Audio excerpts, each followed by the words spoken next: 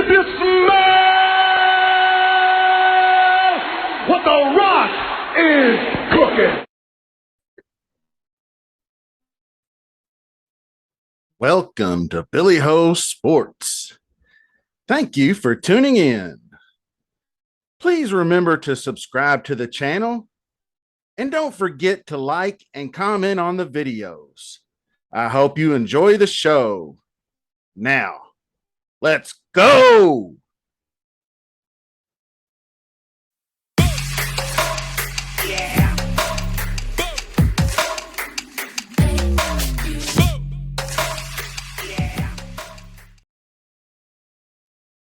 Hello there, Billy Ho here, coming at you on a Halloween Monday. Just a real quick recap on week 8. Go Cowboys. I got my Dallas Cowboys super fan costume on, celebrating Halloween and celebrating at least another win for the Seabos. And we're going to get into week 9 in just a second. But before I do that, we're still having the $250 giveaway sponsored by my man Squirrel Man from the Discord. The goal is to hit 250 subscribers. So just check the description, follow the Twitter link. It'll tell you everything you need to know. So go ahead and do that and give us a sub and support the channel. Appreciate it very much. With 6 teams on bye this week, we have a 10-game slate. So it's going to be big. My Cowboys are on bye just to get back into week 8 a little bit. I had some really good calls. I had the A.J. Brown and Jalen Hurts, as you can see in the background there. Stack. Hurts was too expensive, so I paid down at quarterback. I went with Tua Stacks and then one off A.J. Brown, which was perfect. So I had like Tua, Waddle, A.J. Brown, DeAndre Hopkins. And then, but then I would have some rando. I'd have the wrong guy at running back. I'd have Michael Carter instead of Dante Foreman, or I had Pierce instead of Pollard, or somebody that knocked me back 20 or so points. My punt wide receivers sucked ass. So I ended up falling, just short of winning some GPPs. And actually the one lineup I had that was right there that would have won me hundreds of dollars in GPP money was my lineup. I had like D-Hop, all the guys I just mentioned. I had like 206 points, and I had Willis and Dorsett in the final game. And I sat there in 5th place in the GPP for nearly the entire game. And then finally Henry took over. That was one of the lineups I didn't have Henry, which I had Henry in other lineups. But this one was especially painful because if you remember the game, Malik hit the sidelines and got on the half whisker line of scoring a rushing touchdown. And then, of course, the very next play, they just allow Henry to walk in. So that's a massive, I didn't really think about it at the time, but that was a 12-point swing for everybody that had Henry and for me that had Malik. So I look back at the finishing positions, and it would have won at least one small GPP, and I would have top 5 me in 2 others. So, it is what it is. And we all live to fight another day. So happy Halloween again, everybody. Let's get into week 9. Only 2 late games. Like I said, 10 on the slate. So stick around because I got at least one stack I think might be interesting. They're not all going to be interesting, and they're going to be pretty logical. So you like it? I feel like a headbanger. I not normally having hair and shit. So here we go. Let's take a look at the big board. All righty then. We are looking at DraftKings week 9. And of course, the first game we're going to have to start on. We don't have point totals just yet, but you already know this is going to be a high point total. So looking at Buffalo and the Jets, Buffalo on the road. Of course, Josh Allen, just like Hurts was last week, you kind of figure he's a no-brainer just to go ahead and plug him in at QB and then try to figure it out from there, right? I agree with that. That was the first build I made anyway. So then you got Diggs at 8,400. You got Gabe Davis at 69. And then you got McKenzie at 4,900 who got the rushing touchdown somehow and jacked it from my man. I had Singletary in the captain spot. So I can only imagine what what his game would have been like if he'd have just tacked on that touchdown, in the captain's hole. So probably would have at least cashed me, right? But, I'm used to getting touchdown jacked after sitting there watching Jamal Williams walk two in. So we'll get to him in a bit. So we on that. But anyway, Singletary, I think I kind of like at 5,700 because he's getting the bulk of the work. And Cook and Moss don't seem to be getting a whole lot of action right now. They seem to really trust Singletary, and he's getting work in the pass game. So 5,700 is a fair price. And since he does get some, which he only got 2 targets, 1 for 16, but he has in the past, when it's dictated, gotten targets, 5. I'd say 5 is more his speed. So, but if he could catch one and maybe break one off, if he got you 4 points in the pass game, he's worth playing because he's going to get you between 60 and 80 yards, and he is pushing it to get the 100 bonus. That's one slight drawback to him, and that's probably why he's sub 6K every week, because you could probably just go through and find somebody similar in price that's going to have a better chance to bonus out for you, and I don't blame you there. So on the other side of that game, the Jets offense seems to be picking up steam. With the loss of Breece Hall, Zach Wilson had his one of his biggest days fantasy-wise, trailing New England last week, and they weren't down by that much, but he threw 41 times, and you could tell the run game was largely ineffective with Michael Carter. So he gets 22 DraftKings points at 5,100. I mean, you could do worse. I mean, if you went with Zach, because you don't know, but if you logically tried to sell yourself a story on this game, that the Jets are going to be trailing, so he's going to be throwing, right? And they got some good receivers. They got Garrett Wilson, and of course, Corey Davis might be back, 1 game absence. Barrios was another guy that busted my head last week. I really thought he would have been better than that. But, then you got also the guy I've been clocking all year long at tight end was Tyler Conklin, and he finally had a breakout game. I don't know if people are going to be chasing that or not. He's interesting. So you got some options here, and you don't have to break the bank to get there, because if you're playing Allen, you have to have Diggs. I mean, you can't fully trust Gabe Davis or McKenzie, but you can always trust Diggs to get his.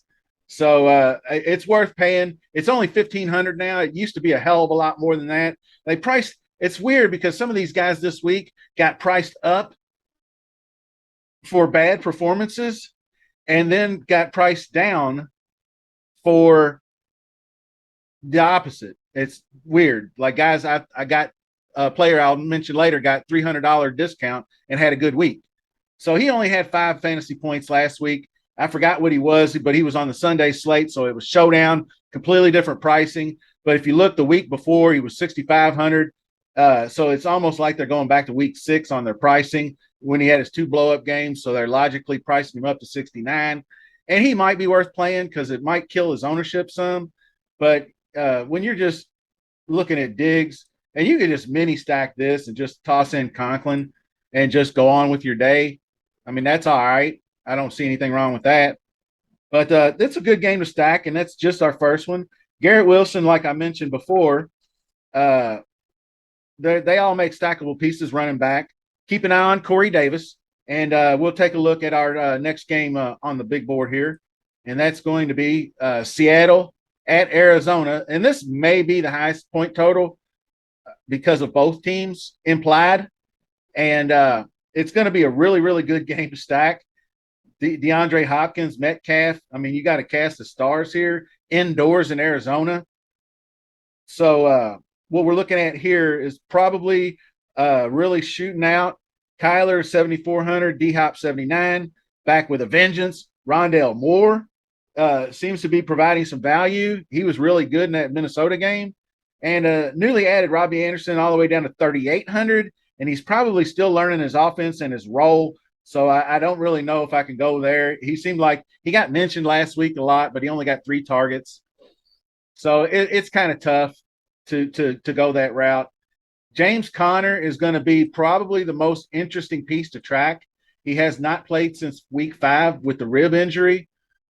He missed last week, but if he can come back this week, at least fully healthy. I mean, I don't know with the ribs, it's been a month.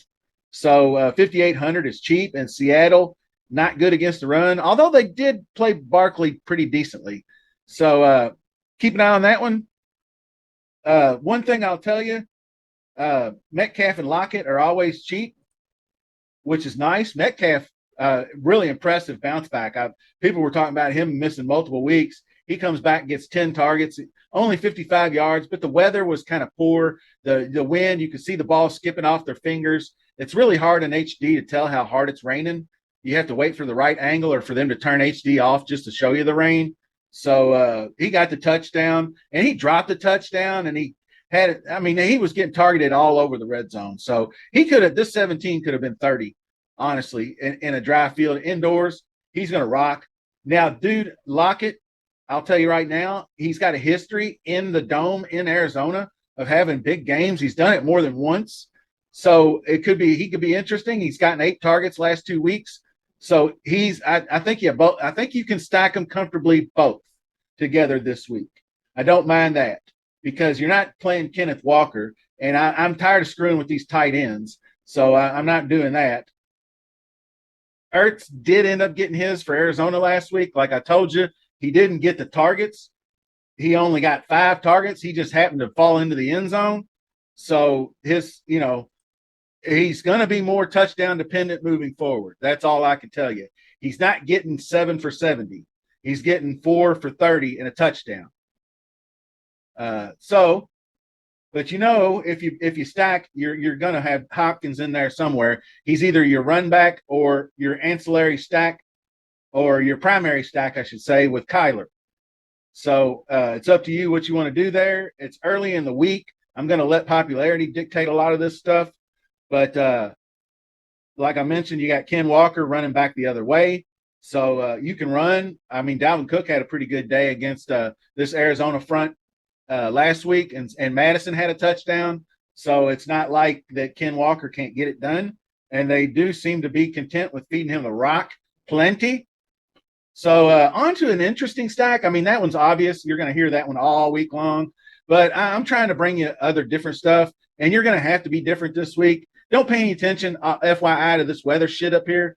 And yes, I looked at Chicago, and there's rain in the forecast, but it's so far away. We don't know what's going to happen. It's a full week off.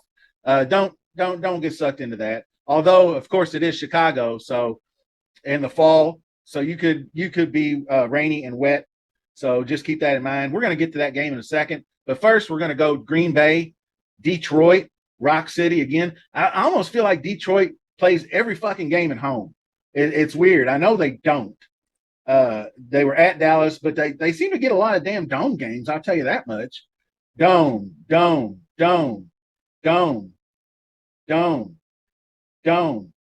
again.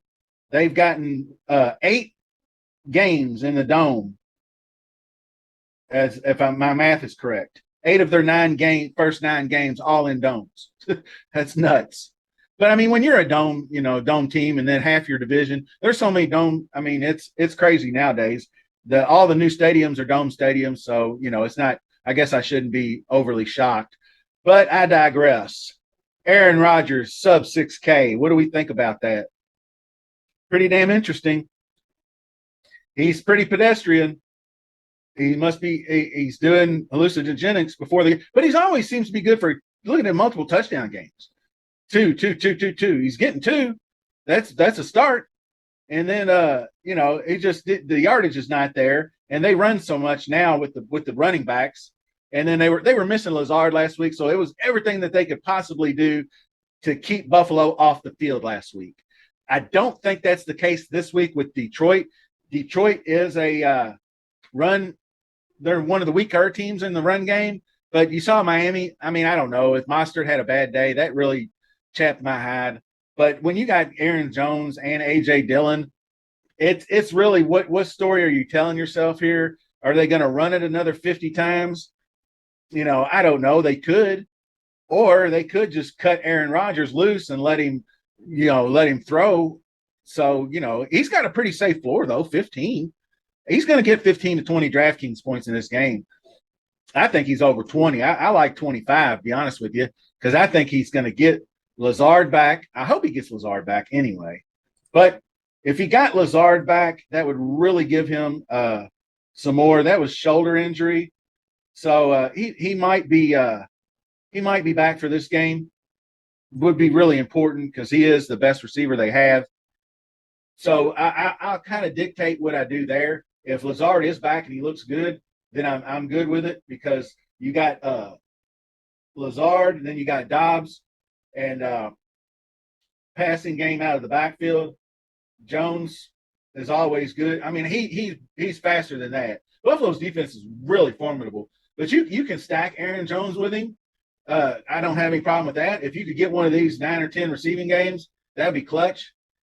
So keep a lookout for that. This is, like I said, folks, this is just the very first look. It's Monday. It's Halloween. You know, I haven't had my candy yet. So, you know, after this video, I'm going to crack open a 6-pack of beer and some Halloween candy and just go to town. But other than that, I still think it's a good spot for both teams. Probably more on the Green Bay side. And we'll have to see. But I feel like that, like I said, I feel like that this might finally be the week to buck the chalk because chalk has just been crushing week in and week out. You know, the same guys getting all the love. Now, if we go over here and check out this Miami Chicago game, it's interesting. And people, if hopefully, actually, there might be some rain or some threat of weather because that would be interesting because you're going to have to do something to keep people off of this Miami stack because it's too easy.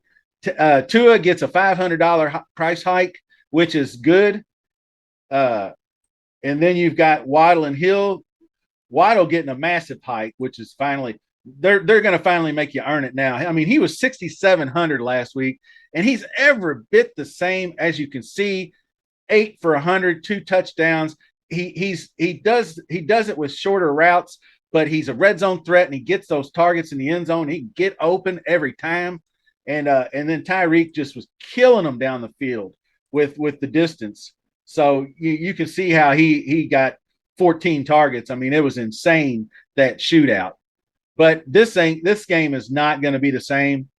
I don't like the Tua stack outdoors in potential weather. Now, Justin Fields is kind of interesting because it finally seems like they are starting to use him instead of letting him run the ball in scramble drills where he's full on panic mode, they're actually calling designed running plays for him, which I think he's a lot more comfortable with, as you can see from the results the last 2 weeks, where he's getting 80 yards and a touchdown, 60 yards and a touchdown, and he's not, you know, he seems more control. And he's got Darnell Mooney, who's his favorite target, who's always cheap. So that 4,700, I mean, that's dirt. If you do think that the 2 big dogs for Miami run it right back, you could do Fields and Mooney and double stack Hill and Waddle. But I don't think that that's going to be necessary this week because I feel like it's going to have to be a lower scoring game. And the only time it seems like Miami blows out like that is when they're trailing or in shootouts. Like they were trailing this Baltimore game. They were trailing. If you remember that miracle comeback, they were trailing that whole game. You can see what happens when they're not. You know, Cincinnati, they were trailing. They got blown out by the Jets. I think they just mailed it in that game. They were so embarrassed, but they lost to Minnesota, and every game they're trailing. This game they're not going to be trailing.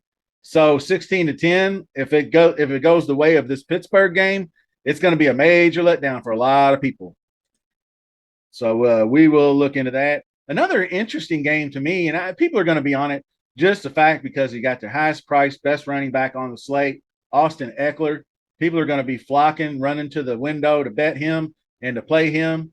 8,800. He's massively. He's 1,000 more than the next lowest priced guy, but he's good for 30. You know, if he gets his targets, and we all know, FYI, Mike Williams is out. He's going to miss probably a month, and Keenan Allen's not 100 to be all right, but at least he's got a chance because he sat the second half as a precautionary measure. He just didn't have the burst, he said, off the hamstring. And I think if it was up to him, he would have sat, but maybe he got pressure to play. I don't know. But Keenan Allen could be total smash spot here. So you can see he hasn't, but he's such a veteran. He doesn't need to play. But other than that, you're going to have Josh Palmer, who's coming off a concussion, DeAndre Carter. I mean, who are they going to go to? If you want to stack Herbert, you can just do Herbert Eckler and go on with it. And that's fine with me. I mean, it's an expensive stack, but you got Mooney coming back the other way. And I'm sorry, I just got completely twisted. I said Mooney. This is Mariota-san. Sorry, backtrack that. For the run back, you could do this guy, Tyler Algier. He is the Falcons run the shit out of the ball. He got 14 carries, 3 catches for 46 yards and a touchdown. He's getting plenty of work. And even Huntley got a lot of work. Now, that game dictated a lot of running. This game may not. We don't know. It's two completely different scenarios. So that's one thing to keep watch on. I'm still not in on Pitts. Everybody's probably going to be patting themselves on the back that he got 9 targets and he caught 5 for 80 and a touchdown. And he did. He got loose a couple of times. He had a long 33-yard run. And, he's all right. But I don't know. 4,500 is kind of a high price. He's done it twice in 8 games. So if your guess is as good as mine, because right here, just a few hundred more, you're going to have the same upside, and he's going to get targeted a lot. Gerald Everett can go in a stack. And I do like that. Now, depending on what happens with Parham, I don't know. Parham played week 6. You can see him. He's a cheap – you could punt him. If he plays, he's going to get targeted, and he'll get at least a shot to catch a touchdown. So I wouldn't mind going to him. Not at all. But other than that, it's really just that Foreman game. Eckler's a different back than Foreman, so I'm not sure if he's smash mouth version or the finesse. But one thing I will consider is that Atlanta does not get a ton of pressure, and I think that Herbert might have a chance to do what Burrow did a couple of weeks ago to him. He obviously doesn't have Chase and Higgins, but he does have Keenan Allen, hopefully Keenan Allen. He does have Austin Eckler out of the backfield. He does have a solid tight end in Everett. And maybe Josh Palmer comes back and actually does what he was supposed to do when I touted him earlier in the year. I said Josh Palmer is going to be a smash because one of the two, Williams and or Allen, are going to be injured. And they both are now.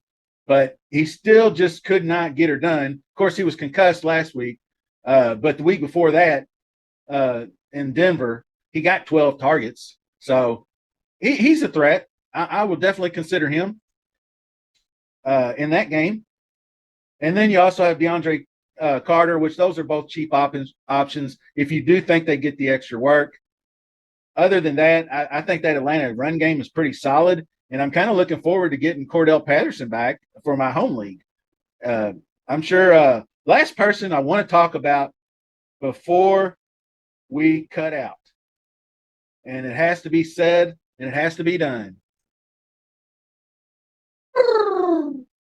The Birdman, baby. Wow, dude, I used to love playing that guy. We're going to jump back over here real quick as I digress. But Damiere Byrd, I used to love playing him in Showdown when he was with Carolina Panthers because he always got that shot at 75 yards. But they were in desperation mode toward the end of this game. He got 6 targets for 67, and you can see the way he just blows by people on the fast track. So it's interesting to see what he's going to do and how many people are going to jump on him at 3,500 after seeing 2 weeks of 15 average of 15 DraftKings points. But that's a tough call. But I mean, he's better than Zacchaeus probably. Zacchaeus is all right. You can see Zacchaeus. Maybe I'll have to see when snap counts come out to see who's getting more snaps and whatnot. But I just thought I'd have some fun there, little Halloween action. And appreciate you all watching. Happy Halloween, everybody. Check your candy because you never know with these crazy people out there today. Keep your kids safe, and everybody have a good Halloween. We'll see you hopefully tomorrow for the PGA DraftKings show. And until then, have a good one. And go Cowboys.